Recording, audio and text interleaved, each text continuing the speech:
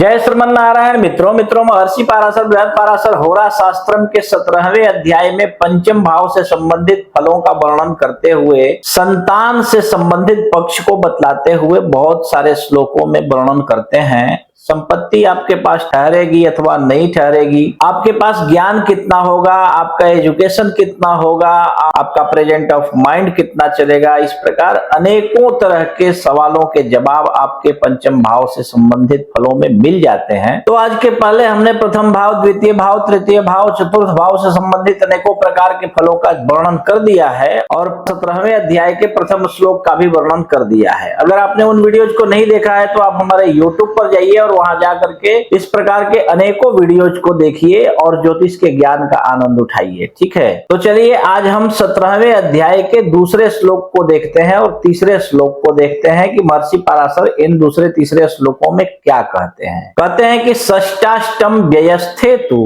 सुताधीशे त्वपुत्रता सुते से स्तंगते वापि पापाक्रांते च निर्बले तदा न जायते पुत्रो जातो वा म्रियते ध्रुवम। तो मित्रों महर्षि पाराशर कहते हैं कि यदि आपकी जन्म कुंडली में 6, 8, 12वें घर में अगर पंचमेश बैठा हो तो जातक को पुत्र नहीं होता है, और यदि आपकी कुंडली में अगर पंचमेश अस्त हो या निर्बल हो या फिर पाप ग्रहों से घिरा हुआ हो या पाप ग्रहों की दृष्टि हो तो भी जातक को संतान नहीं होती है, और अगर हो भी जाए किसी भी प्रकार तो वो जीवित नहीं रहती है। तो मित्रों दूसरे तीसरे श्लोक में महर्षि पाराशर ने इस प्रकार बतलाया है संतान होने की स्थिति के बारे में। अगर आपको भी संतान नहीं है तो ऐसी स्थिति में अगर पंचमेश 6, 8वें 12वें में बैठा हो या फिर पापाक्रांत हो या निर्बल हो या अस्त हो तो आप ये देखें कि आपकी कुंडली में कोई गुंजाइश है अथवा नहीं है, क्योंकि अगर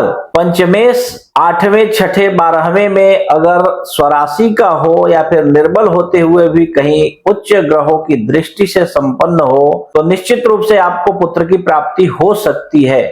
उसके लिए क्या करना पड़ेगा ये जानने के लिए आप प्रयत्न कीजिए। अगर न समझ में आए तो हमें संपर्क कीजिए, और अगर आपकी जन्म कुंडली ना हो तो आप अपनी हस्तरेखा भी दिखा सकते हैं। और दूसरी बात, यदि आपकी जन्म कुंडली हो तो आप हमारे YouTube पर आइए और किसी भी वीडियो के कमेंट बॉक्स में आप अपना date of birth, time of birth, place of birth लिख करके अपने प्रश्न के साथ में छोड़ दीजिए। हमें जैसे ही समय मिलेगा हम आपके प्रश्न का बिल्कुल निःशुल्क और सटीक उत्तर YouTube पर ही दे देंगे। ठीक है, जय श्रीमन नारायण।